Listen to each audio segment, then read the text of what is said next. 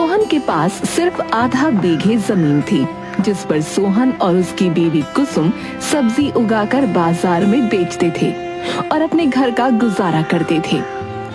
सब्जी ले लो, सब्जी ले लो, ताजा ताजा सब्जियां ले लो। अरे कुसुम, टमाटर क्या भाव दिए भाई? 40 रुपए किलो काका। लेकिन दूसरे तो 30 रुपए की ही दे रहे हैं। काका, अगर मेरी सब्जियों से अच्छी सब्जी आपको पूरे हाट में कहीं मिल गई तो मेरी तरफ से मुफ्त सब्जियां ले जाना। हाँ अच्छा, लाओ लाओ, टमाटर दे दो और आधा किलो मिर्ची भी तोल दो।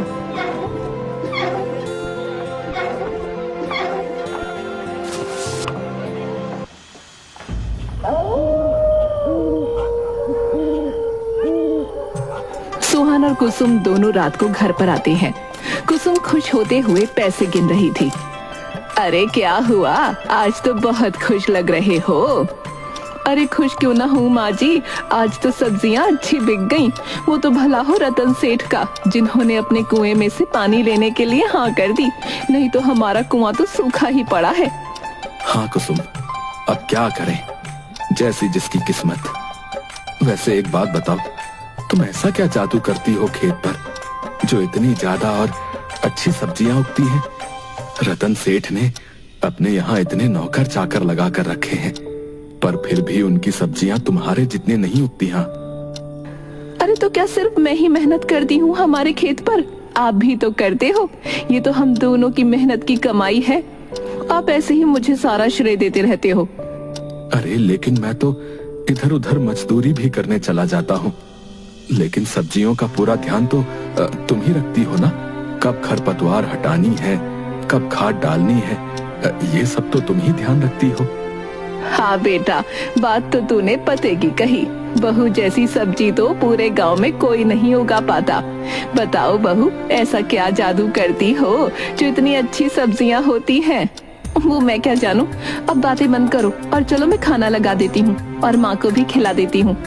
सोहन की माँ पिछले 5 साल से लकवे की वजह से बिस्तर में पड़ी रहती थी। सब कुछ बहुत अच्छे से चल रहा था।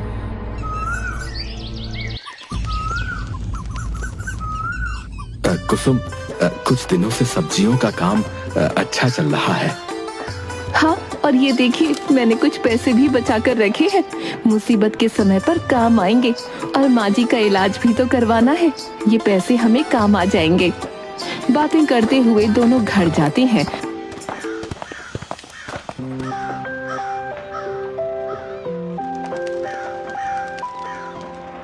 तो हैरान हो जाते हैं क्योंकि कौशल्या खून की उल्टियां कर रही थी। माँ, माँ, माँ, माँ जी, ये अचानक खून की उल्टियां कैसे होने लगी? हमें इन्हें जल्दी से दवाखाने ले जाना होगा।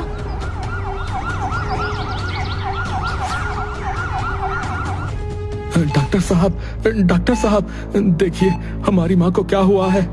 सिस्टर, इन्हें इमरजेंसी वार्ड में लेकर चलिए।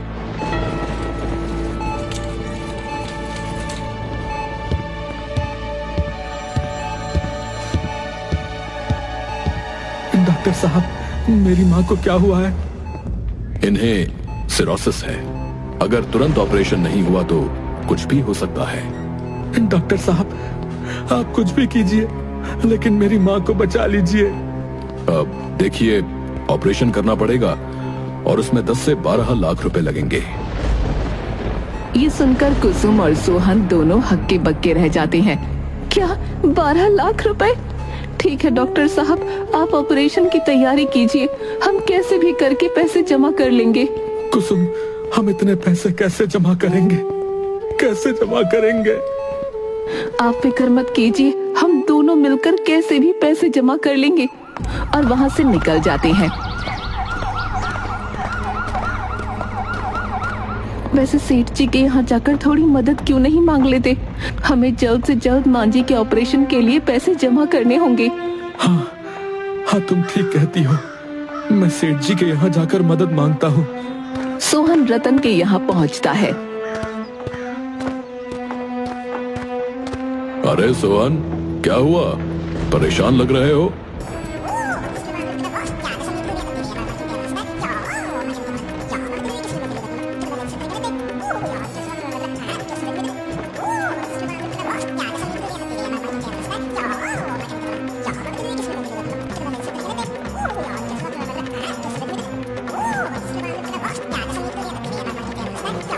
अरे ये तो बहुत बुरा हुआ, लेकिन कितने पैसों की जरूरत है तुम्हें? सेठ जी, डॉक्टर ने पूरे 10 से 12 लाख रुपए कहा है।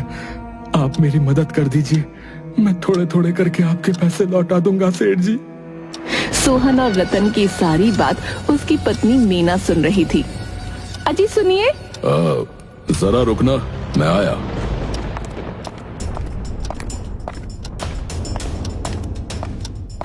अरे क्या पागल हो गए हो जो इस भिखारी को 10 लाख रुपए दोगे? कुएं में से पानी तो लेने ही देते हो, वही बहुत है। इनके खुद के खाने के तो पैसे हैं नहीं और ये हमें कहां से लौटा देंगे? अगर पैसे न लौटाए तो हमारे 10 लाख रुपए तो डूब ही जाएंगे। मीना की सारी बात बाहर तक सुनाई दे रही थी। सोहन थोड़ा उदास हो जाता है, लेकिन फिर भी वो वहाँ खड़ा रहता है।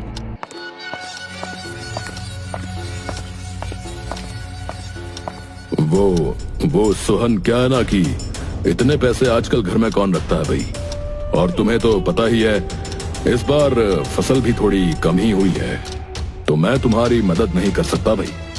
और हाँ, इस बार तुम कुएं से भी पानी नहीं ले सकते, वो सूखा पड़ता है ना, तो थोड़ी दिक्कत आती है। सोहन मुंह लटकाकर वहाँ से चला जाता है।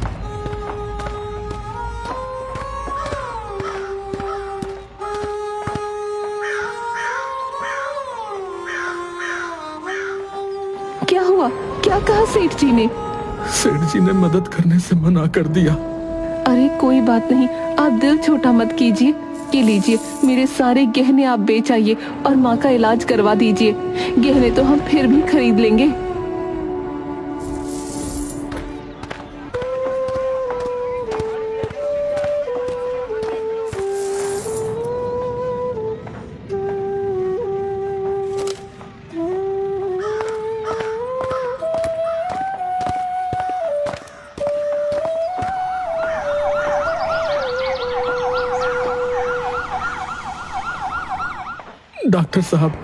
डॉक्टर साहब ये लीजिए, अभी तो इतने ही पैसे हैं, आप ऑपरेशन चालू कीजिए, बाकी के पैसे हम 1-2 दिन में जमा कर देंगे डॉक्टर साहब। ऑपरेशन तो हम शुरू कर देंगे, लेकिन आपकी माँ आपको बुला रही थी, पहले आप उनसे मिल लीजिए।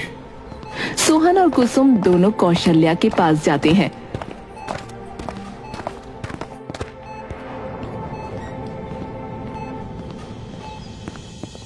माँ, अब तुम कैसी हो माँ?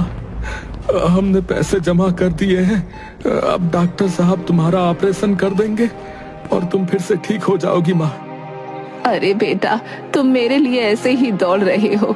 अब मेरा आखिरी वक्त आ गया है। मैं तुम्हें एक राज की बात बताना चाहती हूँ। हमारे कुएं को खोदो, उससे तुम्हारी सारी परेशानियां दूर हो जाएंगी। उस कुएं में एक और अपना दम तोड़ देती है। माँ!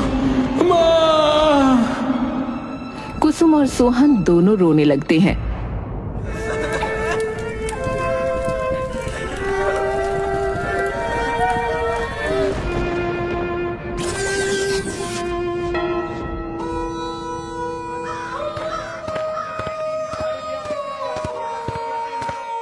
जब से माँ हमें छोड़कर गई है, तब से कुछ अच्छा ही नहीं लगता।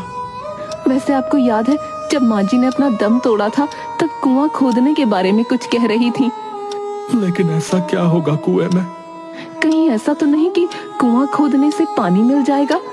हाँ, हो सकता है कि कुआं खोदने पर हमें पानी मिल जाए, और इसीलिए माँ ने कहा था कि हमारी सारी परेशानियां दूर हो जाएंगी।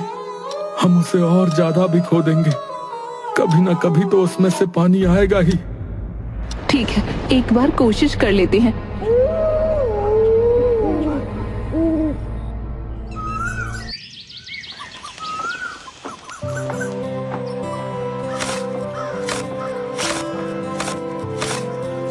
मुझे नहीं लगता इस कुएं में से पानी निकलेगा। आज पूरे दिन से हम खुदाई कर रहे हैं, लेकिन कोई फायदा नहीं हुआ। अरे भाग्यवान, आज नहीं निकला तो क्या हुआ, कल तो निकलेगा। कल हम फिर से कोशिश करेंगे।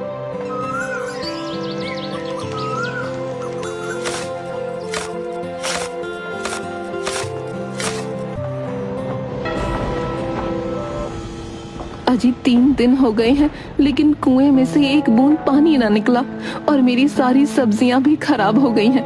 अब बस मैं और नहीं कर सकती। अरे पगली, तुमने सुना नहीं, कोशिश करने वालों की जो है कभी हार नहीं होती। थोड़ा और खोद लेते हैं, क्या पता पानी निकल ही आए। कुसुम सोहन के कहने पर और भी खोदने लगती है। इस बार जैसे ही सोहन कुदाल से खोद लगाता है, वैसे ही उसकी कुदाल से कुछ बजने की आवाज आती है। अरे ये कैसी आवाज थी? दोनों मिलकर उस जगह को साफ करते हैं तो उन्हें एक पत्थर पड़ा मिलता है। ये तो एक पत्थर है। दोनों उस पत्थर को हटाते हैं तो उसमें से एक रास्ता निकलता है। ये तो बड़े अचंभे की बात है, हमारे कुएं में सुरंग। हाँ, इस बात से तो मैं भी हैरान हूँ कि हमारे कुएं में सुरंग है। चलो अंदर चलकर देखते हैं। कुसुम, बड़ी अजीब बात है ना, ये सुरंग इतना अंदर है लेकिन फिर भी इसमें इतना उजाला है। दोनों रोशनी का पीछा करते हुए आगे बढ़ते हैं। तभी दोनों को एक आवाज सुनाई देती है। कौन कौन है? सोहन और कुसुम दोनों एक दूसरे की तरफ देखते हैं। तभी दोनों देखते हैं कि सामने एक बूढ़ा बौना खड़ा है।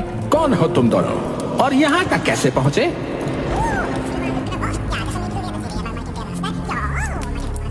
पर आप यहाँ कैसे? एक बार मुझसे गलती से एक साधु बाबा की तपस्या भंग हो गई थी।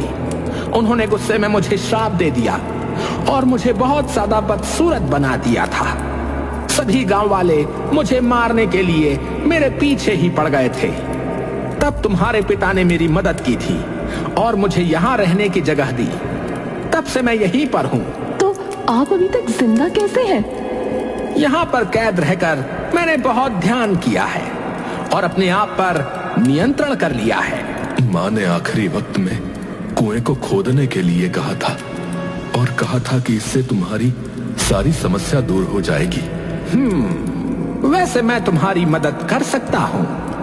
फिर मन में कुछ मंत्र पढ़ता है और हाथ आगे करता है तो एक जादू का लोटा उनके पास आ जाता है।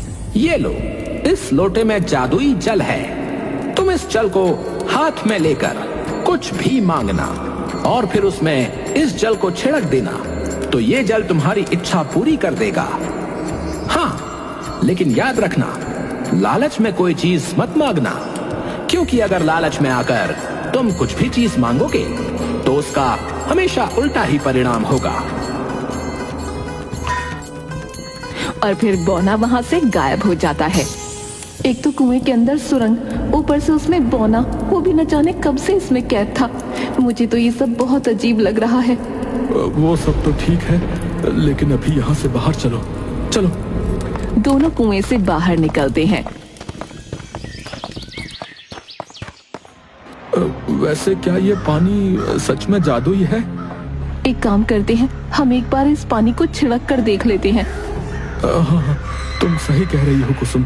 हे जादुई जल, हमारे कुएं को पानी से भर दो। और छींटा देते हैं।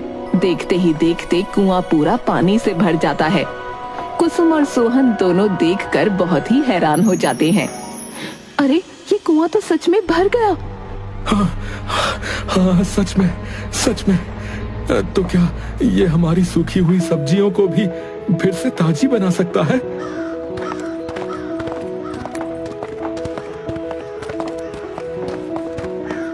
इस पानी को फिर से छींट कर देखते हैं। इस बार कुसुम हाथ में लोटा ले लेती है। ऐ जादुई जल, मेरी सूखी सब्जियां और सारे पौधों को फिर से ताजा बना दो। देखते ही देखते सब्जियां और सभी पौधे फिर से हरे भरे हो जाते हैं। ये पानी तो सच में जादुई है। और फिर दोनों घर आ जाते हैं।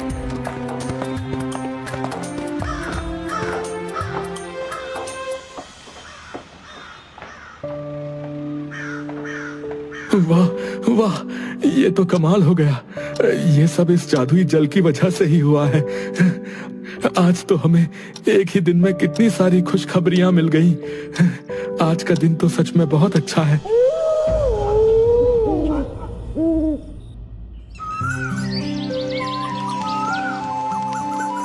कुसुम फिर से सब्जियां बेचने निकल पड़ती है। रतन के 2 आदमी जो कि गांव में सब्जियों का ठेला लगाए हुए बैठे थे, अरे ये कुसुम फिर से आ गई। इसे तो सेठ जी ने जो है पानी देने से मना कर दिया था ना। अरे भाई, सुना है कि दोनों पति पत्नी ने मिलकर जो है कुआं फिर से खोदा और उस कुएं में से पानी निकल आया भैया। पर इसकी सब्जियां तो सारी खराब हो गई थी ना। पता नहीं भाई, भगवान जाने ये कैसे सब्जी उगाती है जो अकेले ही इतनी अच्छी सब्जियां उगा लेती है।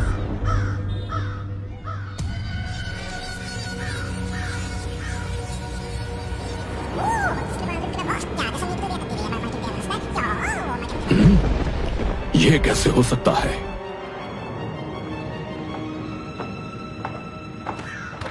रतन जब खेत पर जाता है तो कुसुम के खेत में ताजी सब्जियों का ढेर देखकर फिर से हैरान हो जाता है। अरे ये सब क्या हो रहा है? बिना पानी के इतनी ताजा सब्जियां और ये कुआं कैसे भर सकता है? इस सोहन और कुसुम पर नजर रखनी पड़ेगी। कुछ दिनों में सोहन और कुसुम दोनों एक नया घर ले लेते हैं और अब उनकी हालत भी सुधरने लगी थी। एक दिन दोनों बातें करते हुए खेत की तरफ आ रहे थे। रतन उन दोनों को देखकर पेड़ के पीछे छुप जाता है। कहाँ हम मामूली से सब्जी बेचने वाले थे और अब देखो जरा, हमारी हालत जो है दिन ब दिन सुधरती जा रही है। ये सब उस कुएं की सुरंग की वजह से हुआ है। हाँ, सो तो है। कुसुम और सोहन अभी भी उनकी बातों में मगन थे और रतन उनकी सारी बातें सुन रहा था। अच्छा, तो ये दोनों उस कुएं के अंदर बनी हुई सुरंग में गए थे। हो सकता है कि सुरंग में बहुत सारा सोना हो। हाँ, मैंने ऐसी बहुत सारी कहानियां सुनी हैं जिसमें सुरंग के अंदर सोना होता है। हाँ, मैं भी जाकर वहां का सारा सोना हड़प लूंगा।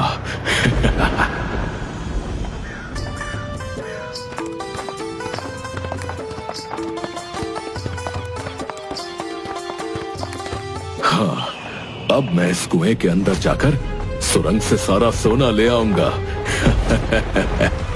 रतन कुएं का सारा पानी खाली कर लेता है और मौका पाकर कुएं के अंदर उस सुरंग में चला जाता है। यहाँ तो कुछ भी नहीं है, लेकिन वो दोनों अमीर कैसे बन सकते हैं? कौन है यहाँ पर? अच्छा, तो इस पौने ने उन दोनों को बहुत सारे पैसे दे दिए होंगे।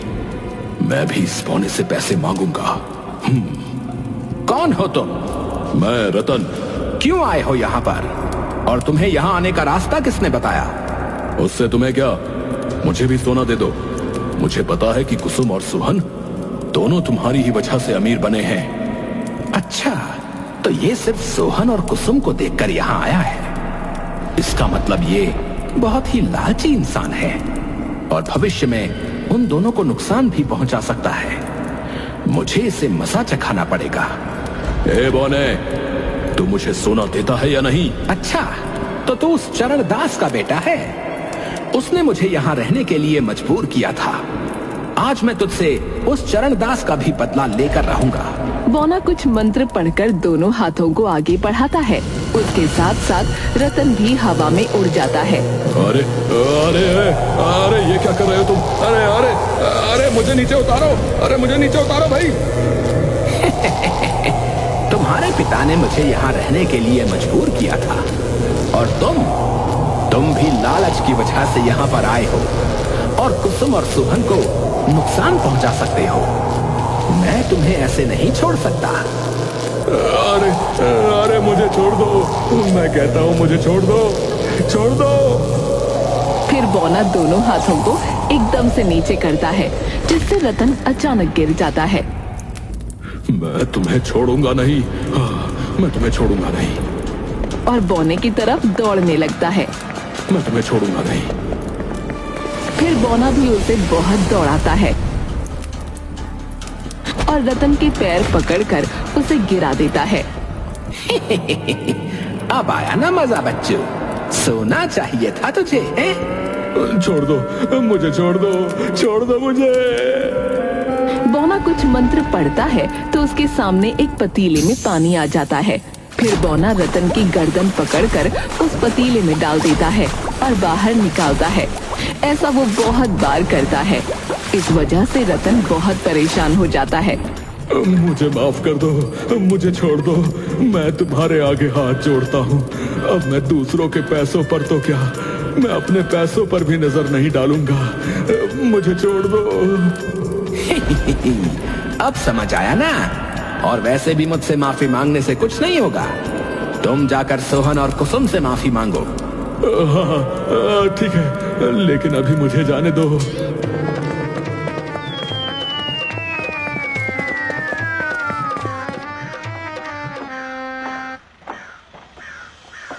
अरे सेठ जी, ये आपकी हालत किसने की? अरे मुझे माफ कर दो सोहन कुसुम, मुझे माफ कर दो।